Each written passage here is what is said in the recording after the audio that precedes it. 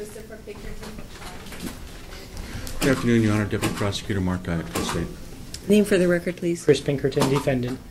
All right, Mr. Pinkerton, let me just clarify. Your first name is Christopher, and can you give me the correct spelling of your first name?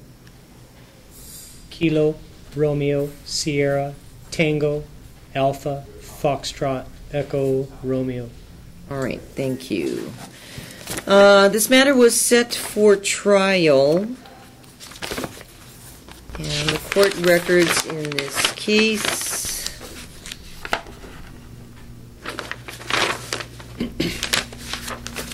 indicate that Mr. Pinkerton was previously represented by private counsel. At the time he initially appeared and indicated that he would be represented by counsel, there was a waiver of public reading. The court is going to request that the prosecutor read the formal charge out loud before we commence trial. Mr. Guyot.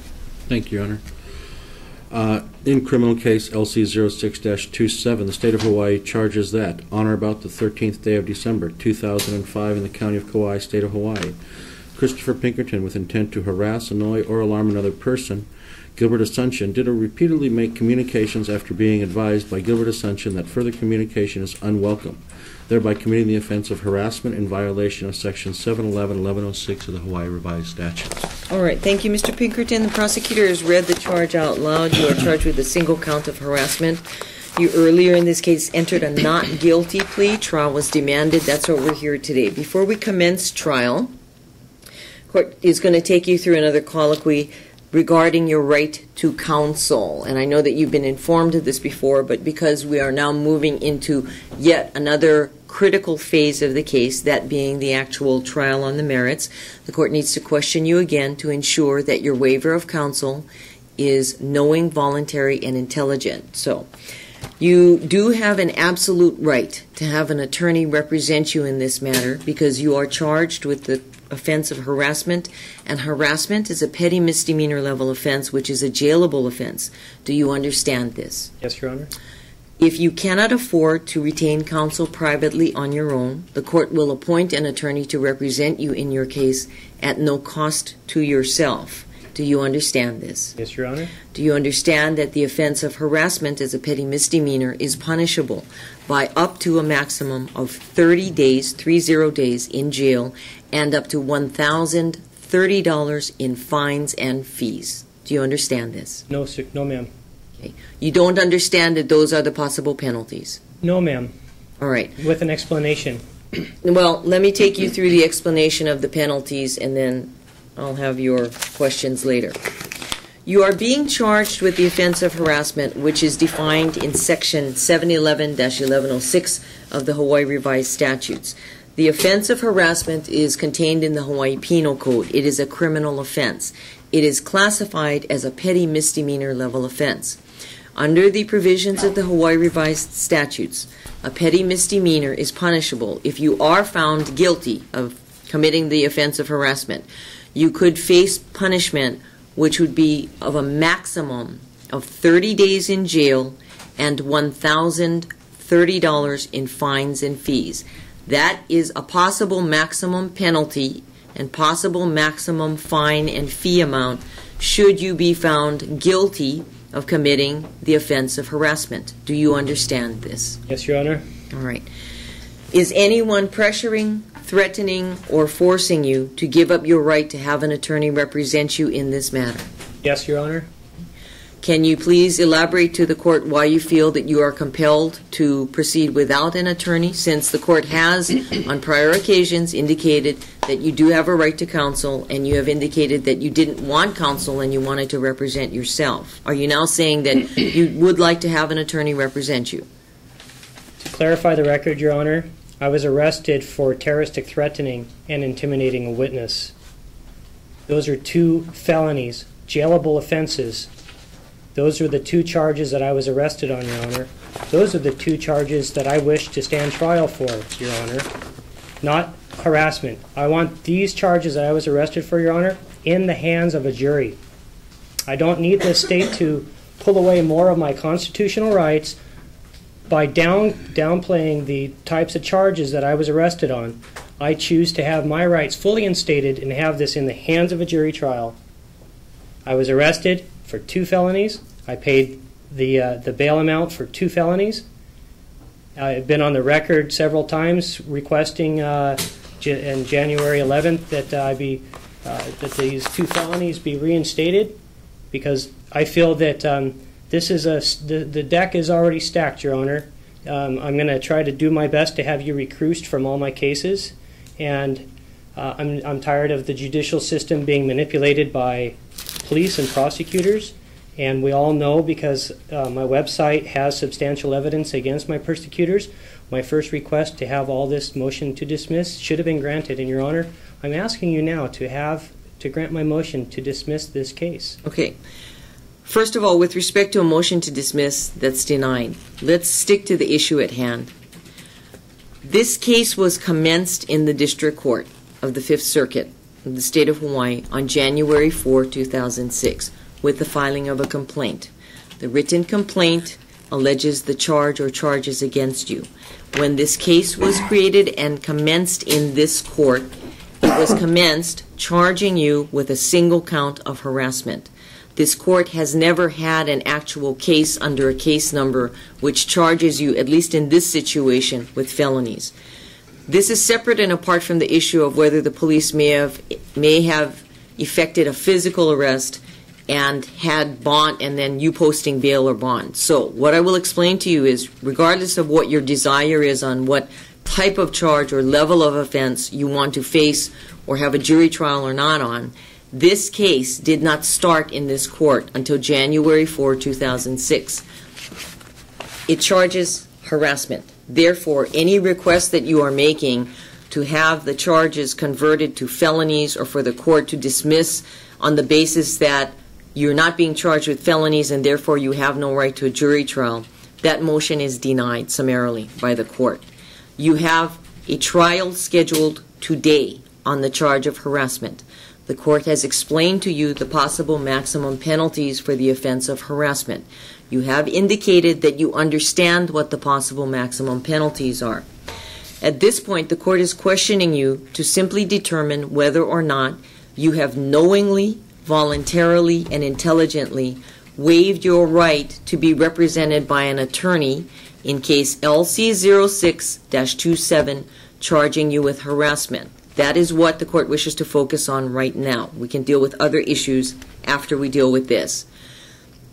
Is anyone pressuring, threatening, or forcing you to give up your right to have an attorney represent you in this case for purposes of a trial on the charge of harassment? Yes, Your Honor. In what way are you claiming that you are being denied your right to counsel? June 23rd, I was in a conversation by telephone with Assistant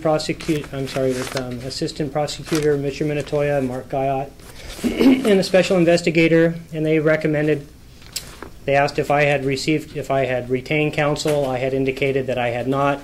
They asked me if I was going to. I had indicated that depending on if we could resolve these issues with the Aloha Spirit in an amicable fashion, that was my intent. To initially, when I approached Craig DaCosta months ago, I had asked him, and he told me at that time, get a lawyer. So I got a lawyer. I got the best. Apparently you folks look up to this man. He's so caught up into this rat's nest that he withdrew from the case. So now at this point, no, I'm not waiving my right to counsel. I want to attempt to negotiate with the county prosecutors as we had discussed on June 23rd in a recorded conversation. We have a tentatively set this day to have me say pro se, and provided that we can resolve our plea offer, our negotiations, to resolve all the cases that I've been arrested on, 9 counts, 4 felonies and 5 misdemeanors, Your Honor. We all know that the county of Kauai and the prosecutor's office and the courts have been reviewing my website. That website stands to show that it contains exculpatory evidence that proves I'm innocent. And the county is guilty of not allowing that evidence to prove and stand in my favor. All right, Mr. Pinkerton, right now, regardless of the amount of cases that you may have pending, the court is focused in on this case. I have one case on calendar today, and that is what I am confining this colloquy to. You have indicated that it continues to be your hope that you may be able to resolve matters with the state in an amicable fashion. That may be true, that may not be true. But assuming that with respect to this particular case, again, the sole count of harassment in LC 06-27, if you are unable to reach an agreement with the state, whereby the state agrees to dismiss or you agree to plead to something, if you are unable to reach such an agreement, do you want to be represented by counsel in this case, or do you want to waive your right to an attorney if you can't reach an agreement and it has to go to a trial? Thank you for asking that. Yes, Your Honor. In the event that we cannot resolve this amicably to your satisfaction, you would want an attorney to represent you. Yes, that is correct. All right. Thank you. Your Mr. Honor, Guyot, the court, before I hear your response, let me just indicate that based upon the defendant's representations on record, and notwithstanding prior apparent waivers of counsel and an indication that the defendant wanted to proceed pro se, the court is now, we are now at a junction where it is a critical phase of the trial, and the defendant has a constitutional right to be represented by counsel.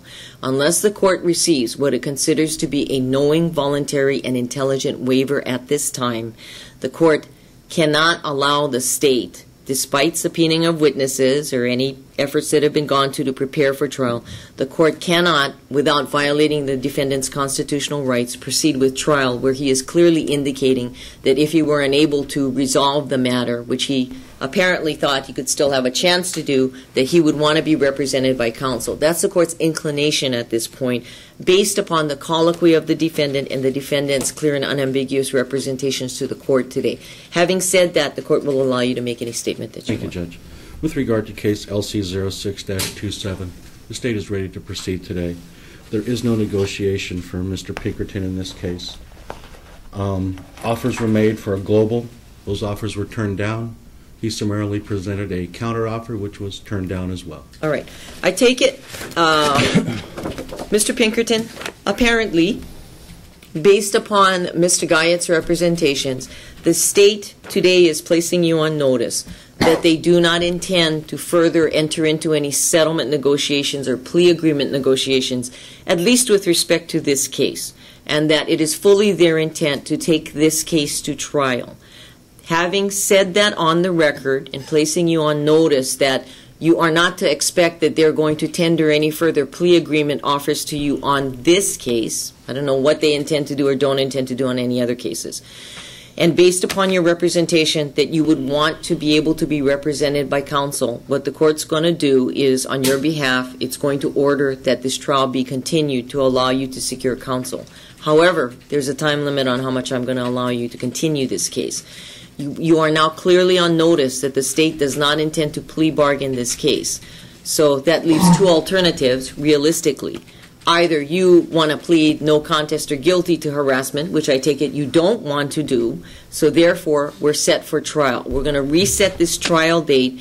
It's up to you whether or not you want to secure counsel. If you do secure counsel, bring your counsel with you to trial. I'm going to give you time to do that, so if you come back to court and you do not have an attorney representing you and you have not made all diligent efforts to get counsel to represent you, I will take that at that point as a waiver of your right to counsel during the critical phase of trial. Any questions on anything the court has said thus far with respect to moving ahead and setting a trial date? Yes, Your Honor. Questions?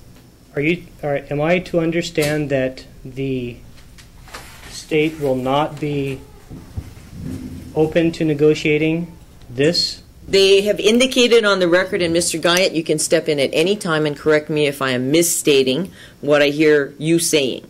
My understanding, Mr. Pinkerton, is that the state says, we're done talking and negotiating on this particular case. We're going to take this case to trial. We're prepared to go to trial today. They want to go to trial today. I'm saying, no, we're not going to let the state go to trial today because you have indicated that if the state didn't want to further negotiate and try to resolve it with you, that you want to have an attorney represent you. Your Honor, I have the question I raise now, after all this, is why For harassment? trial date. Why was I arrested for harassment when I was clearly arrested and charged with 2 felonies? That is something that the court cannot answer, Mr. Pinkerton, Well, because I'm asking the court to ask the prosecution why. it's solely within the discretion of the state through the office of the prosecuting attorney in this county as to whether a defendant is charged, and if so, what charge or charges will be brought against any particular defendant. The court doesn't have power to control that. Once a charge is brought, the court does have jurisdiction to determine various matters with respect to the charge. That includes any pretrial motions, and that includes the finding in a bench trial, the finding or guilt or not guilt, of guilty or not guilty after evidence comes in.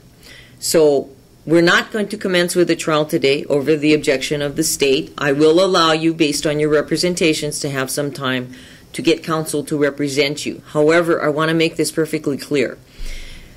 When we set the new trial date, if you should come back to court and you have not had counsel retained by you or you have not applied for counsel, if there is not what the court feels has been a truly diligent effort to get counsel to represent you, that may well be taken by the court as a knowing, voluntary, and intelligent waiver of your right to counsel, and then you will be representing yourself at the time of trial when we next set the trial date. So let's hear from the clerk on available time frame for trial. Your Honor? Ideally, just a moment, Mr. Pinkerton. The 23rd is right open. Well, there's one only at 2, Okay. but we can set it. We can double set it. The other Okay. days are kind Okay.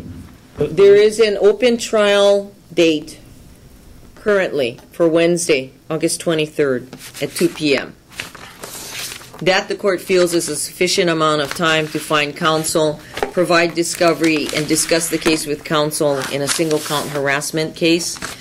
So the trial is going to be reset. It's continued over the objection of the state to Wednesday, August 23rd at 2 p.m. Mr. Pinkerton, if you are going to be represented by counsel, make sure that your counsel is here with you on that date.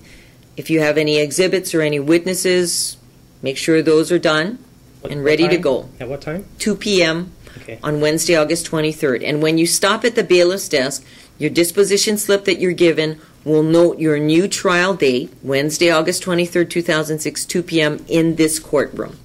All right? Now, Your Honor, based on the fact that you've presided over a lot of aspects of this, I feel that the fact that you approved Officer Asunction's restraining order against me and you denied my restraining order against him, I feel the fact that you've reviewed my website, I feel that there's a conflict of interest, and I'm asking you to kindly withdraw yourself from these cases. I feel there's a strong conflict of interest, and I would feel more competent in the judicial system if maybe all these trials were moved to Honolulu, or maybe one trial for all these charges. This is a waste of taxpayers' money, and it's a waste of everybody's time here. All right. The oral motion to recuse at this point is denied by the court. The court will set further deadlines. Mr. Pinkerton, should you wish to make any other pre-trial motions, you may do so, but they should be done in writing, and they should be filed by no later than 4 p.m. on Wednesday, July 19th. Any pretrial motions that are filed by 4 p.m. July 19th would come on for hearing on Wednesday, August 2nd. That would give the court time to determine any pretrial issues well before the rescheduled trial date of August 23rd.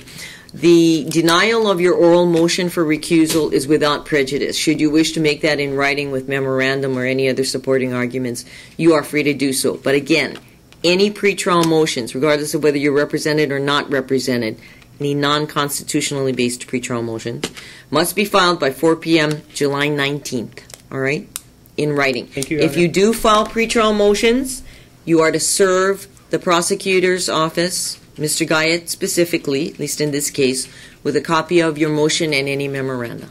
Mr. Guyot. Yes, Judge. There's a witness outside. We'd like to have him brought in, confirm the date. I can order them back on the. Yeah, I can make sure order them that back there's on no the trial conflicts date. of time. All right. Why don't you call your witness in?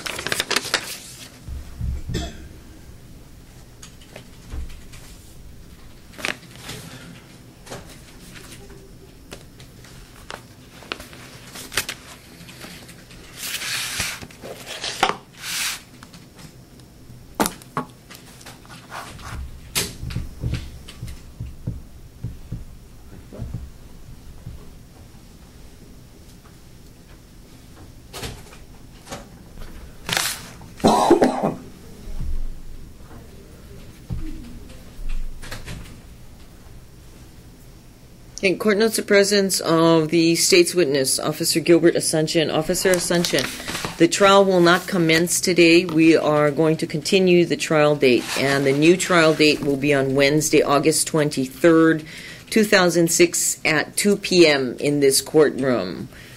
At this point, is there any reason why you would be unavailable on that date and time? No training or anything? All right, then you're ordered to appear back at this court Wednesday, August 23rd at 2 p.m. All right, anything further from the parties? I think we've taken care of everything. We got pretrial motions, deadline that's set. We have the trial date and time. Motions or deadline the 17th? The 19th, by 4 p.m. Thank you. Okay, written motions, copies to be served, file stamp copies to be served upon the prosecutor should you file any motions. And Mr. Pinkerton, if you do retain counsel, please have your counsel contact the prosecutor's office as soon as you know who you're hiring. Okay, so at least they'll know if there are any pretrial communications that need to be done on procedural matters, they at least know who they can speak with, short of calling you. Because if you are represented, they're not supposed to be talking directly with you. They would be talking with your attorney. All right? Is that clear? That is clear. All right. Thank you. Please stop at the bailiff's desk for your disposition slip.